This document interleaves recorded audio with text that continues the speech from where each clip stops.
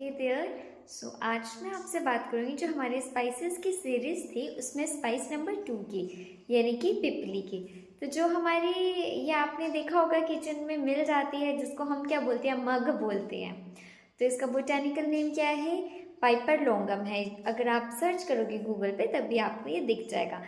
तो इसका मैं यूज़ बताती हूँ कि इसका यूज़ क्या है, आप इसको कैसे कैसे यूज़ कर सकते हो। तो जो इसका सबसे पहले अगर हम बात करते हैं ना किसी भी आयुर्वेदिक ड्रग की, तो हम उसका रस पंचक देखते हैं कि उसकी क्या क्या क्वालिटीज़ हैं। तो ये लघु है, उष्ण है, तीक्ष्ण है। वैसे तो ये अनुष्ण शीत होती है, यानी कि ज़्यादा गर्म भी नहीं, ज़्यादा ठंडी भी नहीं।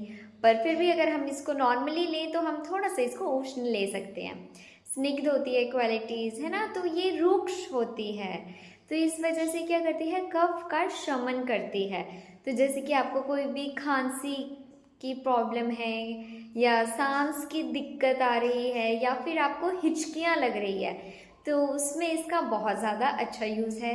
ये डाइजेशन को इंक्रीज करती है तीक्ष्ण गुण की वजह से। तीक्ष्ण है ये तो क्या करेगा, डाइजेशन को इम्प्रूव करेगा ये। तो ये डाइजेशन के लिए अच्छे है। रेस्पिरेशन का मैं आपको बता चुकी हूँ, रेस्पिरेशन के लिए काफ़ी अच्छी है। तो आपको पता है हमारे हिंदुस्तान में हमारे क्या बोलते हैं कि मसालों के लिए फेमस है। तो ये हम ना गरम मसाला प्रिपेयर करते हैं घर पे। सबकी काली मिर्च ले ली, ये पिपली ले ली, इसके साथ और ड्रग्स लेते हैं, मैं साथ साथ बताऊंगी बाद में, ठीक है। तो वो हम क्या करते हैं, जब सब्जी बन जाती है ना उसके ऊपर हम स्प्रिंकल कर देते हैं, छिड़क देते हैं, जिसकी वजह से हमारी थोड़ी डाइजेशन जो है वो इम्प्रूव हो सके। तो इसलिए ये डाइजेशन में बहुत अच्छा रिजल्ट करती है। और ये बात का शमन कर रही है, जैसे कि आपके जो पोस्टमार्टम है, यानी कि जब डिलीवरी हो जाती है उसके बाद ये दी जाती हैं लेडीज़ को। ये लैक्टेटिंग मदर्स के लिए काफ़ी अच्छी है, मिल्क प्रोडक्शन के लिए ये ना काफ़ी अच्छी हो जाती है।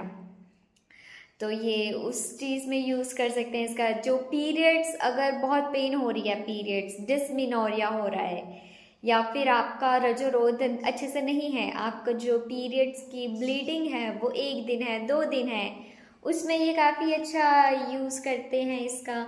कहीं पे पेन है, आपको दर्द हो रही है, उसमें भी इसका यूज़ है। तो ये थे आपके छोटे छोटे यूजेस, इसको हम कैसे यूज़ कर सकते हैं, ठीक है। तो उसके पर ना जब हम इसको यूज़ करते हैं ना, तो इसको हम हमेशा किसी चीज़ के साथ करते हैं। जैसे कि इसकी एक फॉर्मुलेशन होती है त्रिकटु, वो बहुत ज़्यादा फेमस है फॉर डाइजेशन। एंड च्यवनप्राश में इसका यूज़ होता है, इसलिए मैं हमेशा बोलती हूँ कि भाई सर्दियाँ आ रही है, च्यवनप्राश यूज़ करो। तो इसका जो होता है ना पिपली का यूज़, ये रसायन की तरह बहुत अच्छा होता है, रिजुविनेटिंग एजेंट की तरह इसको हम यूज़ कर सकते हैं। तो ये तो थे इसके यूजेस क्या क्या हैं। एंड अब बात करती हूँ मैं कि इसके साइड इफ़ेक्ट्स क्या क्या हैं। तो हम, ऐसा नहीं है कि आयुर्वेदिक चीज़ है तो साइड इफ़ेक्ट ही करेगी, हम इसको जितना मर्जी यूज़ करें तो बस हमने दे धड़ाधड़ यूज़ करना है, कि नहीं, ऐसा बिल्कुल भी नहीं है।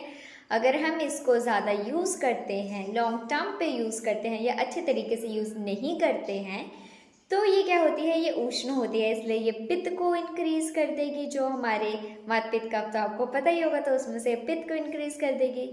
एंड ये बहुत ज़्यादा स्निग्ध भी नहीं होती है, तो ये वात को भी इतने अच्छे से डाउन नहीं कर सकती है, शमन नहीं कर पाएगी। एंड ये क्लेद कारक होती है, इसलिए ये कफ को भी इंक्रीज कर देगी। वैसे तो ये डाइजेशन के लिए अच्छी है, लेकिन उस अगर हम बहुत ज़्यादा यूज़ करते हैं तो ये गुरु पाचन होती है ना। तो इन शॉर्ट आपने क्या देखा, वात पित्त कफ तीनों को ये इंक्रीज कर रही है, तो यानी कि ये त्रिदोष वर्धक है ना, त्रिदोष वर्धक हो रही है। तो अगर हम इसको अच्छे से यूज़ करेंगे तो ये काफ़ी, आपने देखा है कितने अच्छे इसके रिजल्ट हैं। बट हम अगर इसको अच्छे से यूज़ नहीं कर रहे हैं तो ये इसके नुकसान भी हैं। तो अच्छे से ये यूज़ करो, और अगर आपको ये वीडियो अच्छी लगी हो तो इसको 3 बंदों को शेयर करना, और उनको बोलना आगे 3 बंदों को शेयर करें, ठीक है। और मैं एक लास्ट बार बोल रही हूँ कि कोई भी ड्रग जो है वो ऐसे ही नहीं लिया जाता है, वो सलाह से ही लिया जाता है, और इसका भी ज़्यादा इस्तेमाल हम नहीं कर सकते हैं। तो जो इम्यूनिटी को जो स्ट्रॉन्ग कर रहा है ना ये, तो ये ख़राब भी कर सकता है।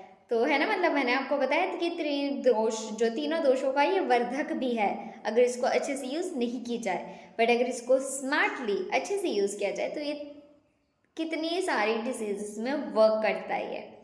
तो ठीक है, बाय बाय। अब आती हूँ मैं नेक्स्ट वीडियो में नेक्स्ट स्पाइस के साथ। ओके।